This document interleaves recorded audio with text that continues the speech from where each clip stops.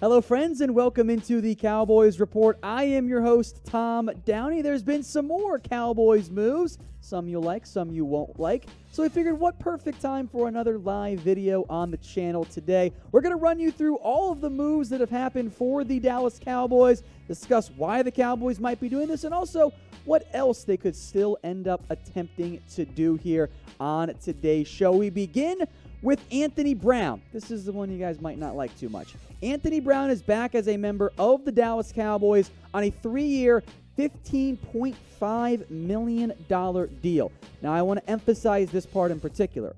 The guarantees and the structures, well, they're not known yet. Based on the Gerald McCoy deal, which we'll also talk about here in a little bit, I suspect this deal is actually going to have a very low year one cap hit. In fact, it might end up looking more along the lines of $3 million in year one, and then can grow to more like 5, potentially even 7 after that, when the cap goes up, and include an out after year 2, just like that Gerald McCoy deal is. Now, I know some of you guys don't like Anthony Brown. I get it. This contract, though, well, it is the going rate, really, for a number 3 corner. That's what I believe Anthony Brown is. Guys, Anthony Brown is not nearly as bad as some of you think he is. He's not. You can look around the rest of the NFL.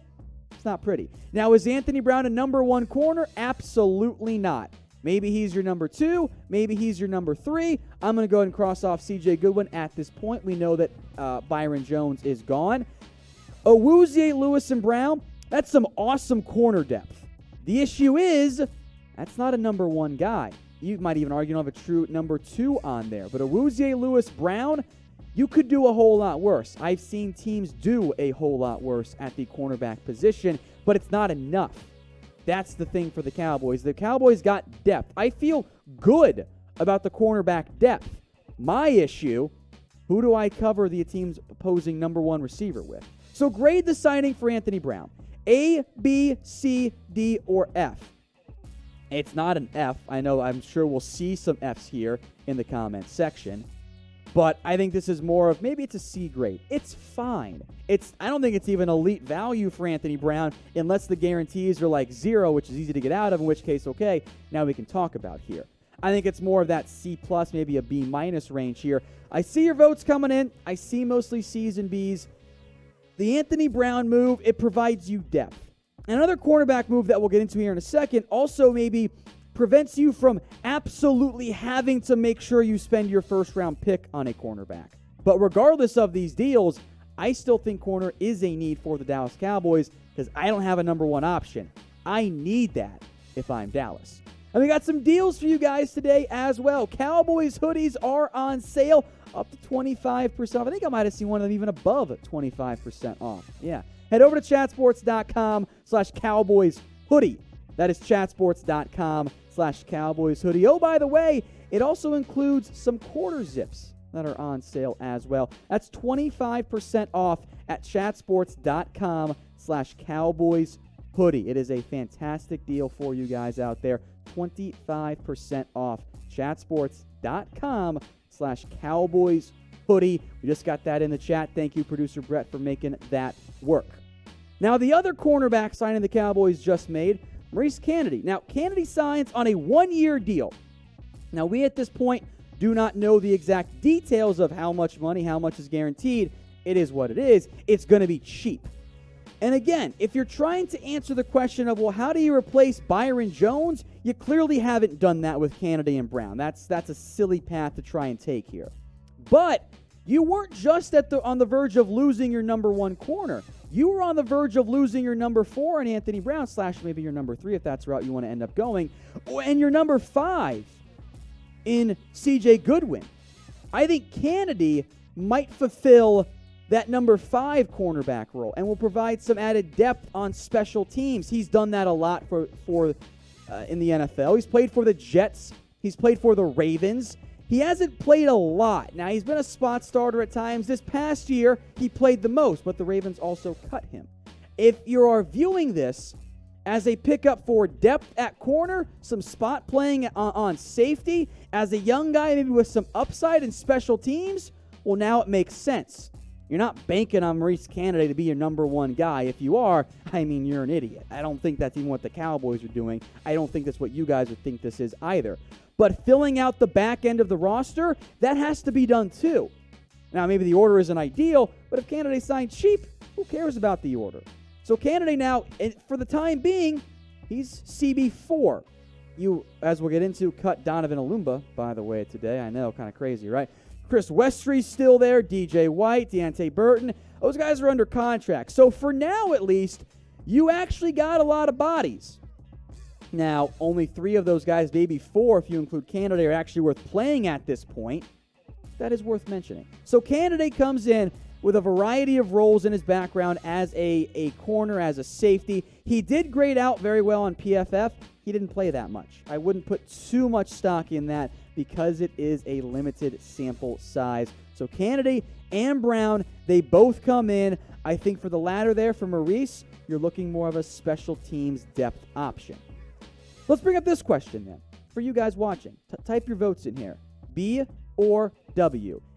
Are the Cowboys better or worse? I think the reality is they're worse. You lost Randall Cobb, you lost Quinn, you lost Byron Jones, you lost multiple starters. Now, that doesn't mean the Cowboys are going to suck. For now, they are worse. You still got the draft. You still got a whole bunch of money to spend if that's the route you want to go. You can cut Tyrone Crawford, save $8 million. You're still in the top half of the NFL in cap space right now. And if you extend Dak Prescott, that's even more money. So the Cowboys have still space to make moves, add players. I still want to add some defensive line help. You got to find safety as well. You're still looking for a slot corner. So you can survive, really, with this cornerback depth chart, but you don't have a number one. Some more moves here by the Dallas Cowboys. Kai Forbath. Now, he's agreed to a deal. The details are not yet known. My hope here, and frankly my expectation, is that the Cowboys have learned from their mistakes and that they are not going to assume their kicker is good regardless of how good he was in a very small sample size. Because that's what we learned with Brett Maher, right? I know he's perfect. Small sample size. I can take Brett Maher's 20 best kicks and be good. He was pretty damn great to start, too. Then it was the end. So my hope here is, again, we don't know what the details are, is that the Cowboys have not guaranteed Forbath anything, and that they'll still bring in someone to push him, even if that kid is just an undrafted free agent kicker. That's my mindset. I hope that's the Cowboys' mindset. I hope that's John Fossil, special teams coach's mindset. As if you start just throwing money at a kicker and you think you're in good shape, I think you'll end up being a little bit disappointed because Kai Forbath's past beyond this year, it's not too great. Now, the Cowboys have lost yet another player. That is Xavier Su'a-Filo. He has agreed to a 3-year, $10 million deal with the Cincinnati Bengals. So, Xavier, thank you very much. You are a very quality backup for the Dallas Cowboys. Best of luck in Cincinnati. Hit me up. I know the best restaurants in the area. I was never going to pay, and I didn't think the Cowboys were ever willing to pay Su'a-Filo that amount of money. He'll compete for a starting role. The Cowboys didn't need to invest that in Su'a-Filo. Frankly, if you want to bring back veteran guards, maybe you can get Ron Leary for cheaper even, because he's not healthy, and I think he's going to wait a while to sign. Keep that in mind in light of all the big C disease stuff going on and the fact that players can't get physicals right now. You have Connor McGovern. Maybe you can even re-sign Joe Looney for cheaper, because I'm not convinced his market's going to be nearly as strong as some of us might otherwise think. So Su'a-Filo leaving, not a huge surprise to me. So this is where things sit right now on the Cowboys offensive line depth chart. We'll leave Joe Looney on there for now. Even if he's gone, you got Brandon Knight as your potential swing tackle now that you have chosen to not retain Cam Fleming because he was a little bit too expensive, and maybe you bring him back at a cheaper rate. That's possible. You have Mitch Hyatt. You kept Adam Redmond, who they like. You have Connor McGovern. You could still look for some depth. Maybe that is Ron Leary, who maybe you can let him compete for a left guard role, or he's just a really good backup for you who can play across the interior of the offensive line, but he's not the same guy he is anymore either. But offensive line, barring a change in one of those top 5 guys, simply can't be a priority. You've got bigger areas to address pretty much across the defense at this point if you are the Dallas Cowboys. Now, in some heartbreaking news for me personally, Daniel Wise is gone. The Cowboys have released him, so RIP the Daniel Wise Hive, which I was, I guess, a conducting member. And also the Donovan Olumba release. That hive is also dead and in the water. To be quite honest, I have no idea why the Cowboys cut them. I have absolutely no idea why Dallas chose to make this decision. It doesn't make sense to me. There's no harm in keeping these guys. I don't know, maybe they got into trouble, something we didn't know about. So F's in the chat for Daniel Wise, Donovan Olumba. I want to make this note too. Obviously, we enjoy them. Feel free to keep spamming that F's, by the way, folks. These were bottom-end roster players. When we call things high for these lesser options, they were never going to start for you. Someone just said who in the comment section. Yeah, these were guys who maybe could have competed for one of the last ends of your roster spots. Given how thin you are on the defensive line right now, I probably would prefer to keep Daniel Wise. I think the Cowboys liked him coming out. I wonder if this new defensive coaching staff decided Olumba and Daniel Wise, they weren't fits. Let's let them go get a different shot somewhere else. I also want to revisit the Gerald McCoy signing by the Dallas Cowboys. Of course, we mentioned that this morning very early for you guys because, it was like midnight when that deal went down or whatever. We have the contract details for Gerald McCoy. And, folks, it's a pretty damn good deal. A 3-year, $18.3 million deal with some possible incentives that, as of right now, will not count against the cap. Only $9 million is guaranteed. So in terms of the way this affects the cap this year, in year one, Gerald McCoy's cap hit is a meager $4.25 million. That's low.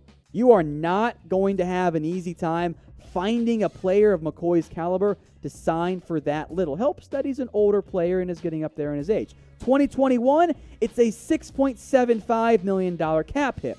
There's only $3.5 million in dead money. If you had to, you could cut him. You could move on from him. And then in 2022, it's a $7 million cap hit with $1 million in dead money. In all reality, this is a 2-year extension for Gerald McCoy with a team option in year 3 because $1 million isn't very much. If McCoy really falls off a cliff at that point, then you can move on from him. But this contract in particular by the Dallas Cowboys, I love it. I think it is a fantastic move by Dallas. It's a straight A for me. There's very little dead money. It's a really smart pickup by the Dallas Cowboys. It's shrewd. It's cheap. I like it. I think it's a really good move. It's a flat A for me. Of the moves made so far by the Cowboys, not that there have been very many, this one is easily the best one as far as I'm concerned. Hey Cowboys fans, thanks for watching the Cowboys Report. If you haven't already, click right here to subscribe to our channel for all the best Cowboys coverage on the internet. That's news, rumors, highlights, mailbags, film studies, and a whole lot more. And I'm making your lives a little bit easier as well with the next Cowboys Report video right here.